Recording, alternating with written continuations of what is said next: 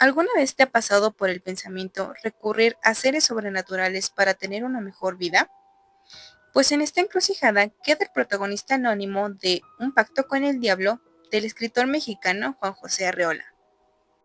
El autor, traductor, editor y profesor mexicano Juan José Arreola nació un 21 de septiembre de 1918 en Zapotlán del Grande, Jalisco. Viajó por la mayor parte de México y fuera del mismo, para regresar a su tierra a morir un 3 de diciembre del año 2001. Arreola fue un autor autodidacta que desde muy joven devoraba libros de poesía, filosofía y narrativa fantástica. A lo largo de su vida desempeñó múltiples oficios, ya que fue encuadernador, panadero y actor de teatro, pero sobre todo fue un narrador apasionado por el lenguaje. Entre sus libros más importantes destacan Confabulario, Bestiario y La Feria, su única novela donde relata con humor e inteligencia la vida en un pueblo mexicano. Fue maestro de figuras como Carlos Fuentes y José Emilio Pacheco. El estilo influido por Kafka y Borges mezcla lo fantástico con lo filosófico y convierte lo cotidiano en algo profundamente revelador, dejándonos a uno de los escritores más ingeniosos, profundos y singulares del siglo XX. El cuento que a continuación analizaremos se titula Un pacto con el diablo, del escritor antes mencionado Juan José Arreola. El cuento Un pacto con el diablo fue publicado por primera vez en 1952 dentro del libro Confabulario, una de las obras más célebres de Arreola. Este cuento forma parte de la literatura fantástica y vanguardista mexicana. Su estilo se caracteriza por el uso de parábola moderna, el lenguaje elegante y una crítica velada hacia la sociedad. Arreola no busca entretener con acciones, sino provocar reflexiones con ideas. El cuento gira en torno a un hombre que acude al cine, pero como la película a la que ya había accedido había comenzado, decide entonces pedirle de favor a la persona de al lado que le platique lo que hasta el momento había sucedido en la película. El hombre de al lado accede con gusto, diciendo que Daniel Brown, el protagonista de la película, había vendido su alma al diablo a cambio de 7 años de riqueza. En un momento, el vecino del protagonista le propone salir de la sala de cine. El protagonista accede y salen juntos. El hombre, que estaba sentado a su lado, comienza a transformarse, tomando un aspecto algo inusual, puesto que el hombre que había conocido el protagonista era nada más y nada menos que el diablo. El protagonista comienza a reflexionar sobre la vida que podía darle a su mujer si completaba el pacto, pensando también en la vida que llevaba hasta ese momento, mientras que el diablo sacaba un pliego listo para ser firmado. El protagonista accede una vez que la película termine. El diablo accede a regañadientes y regresan a la sala de cine.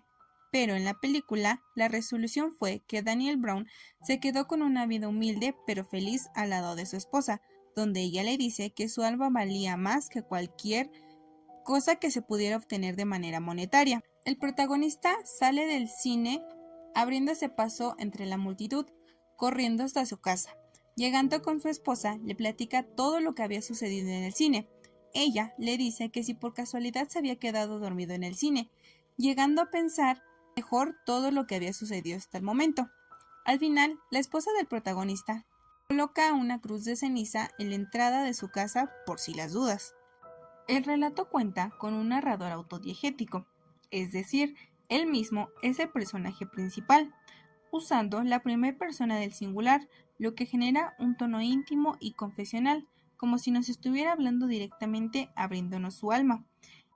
En cuanto a temporalidad, podemos decir que es lineal, puesto que tiene un inicio y fin en un tiempo continuo. Ahora bien, el nivel de la historia puede ser intradigético, porque el protagonista es quien narra su historia, pero también puede ser metadiegético, porque hay una historia dentro de la historia, que en este caso es la película del cine. En cuanto a espacios, tenemos el principal, que es un cine, el cual es oscuro, además el pasillo del mismo, y la calle como espacio de transición, además de la casa del narrador o protagonista. A continuación, analizaremos la estructura actancial del cuento según el modelo de Greimas. Como primer punto tenemos al sujeto, el cual es el protagonista o narrador, puesto que se vio tentado a vender su alma al diablo a cambio de riquezas. Como segundo punto tenemos el objeto, el cual es el arma del protagonista, puesto que busca salvarla. Después tenemos al destinador, el cual es el diablo, ya que buscaba conseguir el alma del narrador.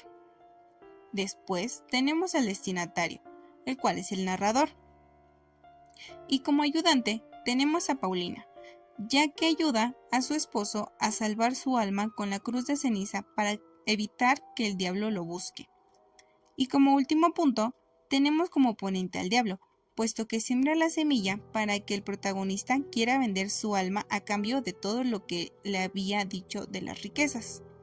En conclusión, el cuento de Juan José Arreola nos deja como enseñanza el valor del alma humana frente a las tentaciones materiales, a través del personaje de Daniel Brown, quien intercambia su alma por 7 años de riqueza.